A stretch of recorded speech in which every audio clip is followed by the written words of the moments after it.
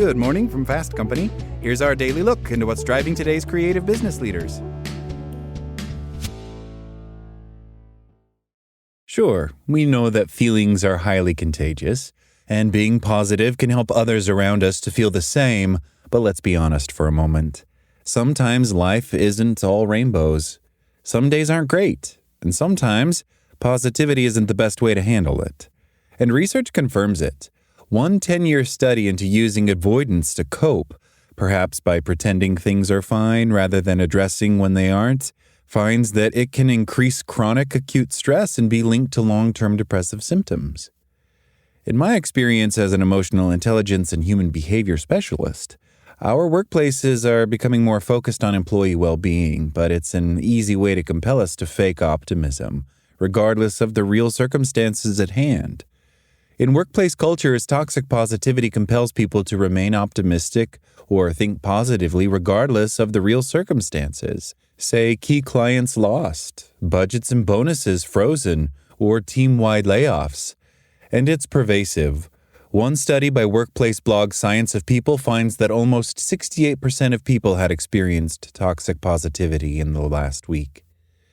The fundamental basics of human relationships between people is based on the ability to trust. Trust is created through being honest and transparent, being accountable and credible, and being empathetic and vulnerable. It takes being real, and fake positivity isn't real. If I can see that your optimism is put on, how can I trust the other things you say or do? Do I feel safe to be real, or do I, too, need to fake positivity? When this occurs, it impacts every part of our workplace, from our culture to our performance and our mental health. Ultimately, it impacts the overall success of each person and, in turn, their organization. Here are 5 steps to shut down toxic positivity in a workplace. Own the reality of the situation. The world is not perfect. We are not perfect. Things will go wrong, and we will get it wrong sometimes. The only thing we have control over in this world is how we choose to respond, and our response should be authentic and genuine. Respond appropriately to the workplace situation at the right intensity without the need for forced toxic positivity. Face emotions head on. There is no such thing as a good or bad emotion, and while we tend to think positivity is the former, that isn't the case. We should be focusing on whether an emotion is appropriate for the situation and whether the intensity that we are feeling the emotion is appropriate. We feel emotions for a reason. Acknowledge and understand what is driving an emotion so that it can be processed before we move on. Understand how the people around us are feeling. Our emotions are influential to the people around us, but people can spot an insincere emotion from far away. Faking an emotion is setting a standard in workplace environments of what is acceptable and what is not. Trust and respect won't be created when people are not being authentic or genuine.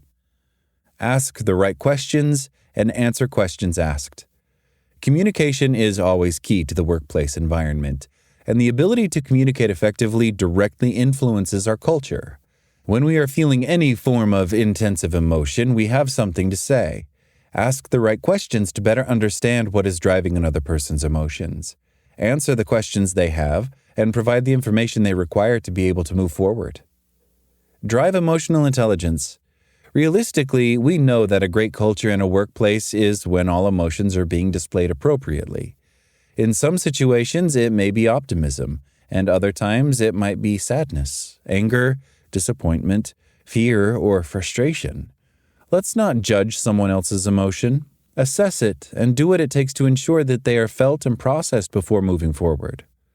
The standard you walk past is the standard you accept, Australian Lieutenant General David Morrison once said. Every person contributes to the culture of a workplace. By facing toxic positivity and choosing more effective communication, you can change yours. That's all today from Fast Company. Talk to you tomorrow.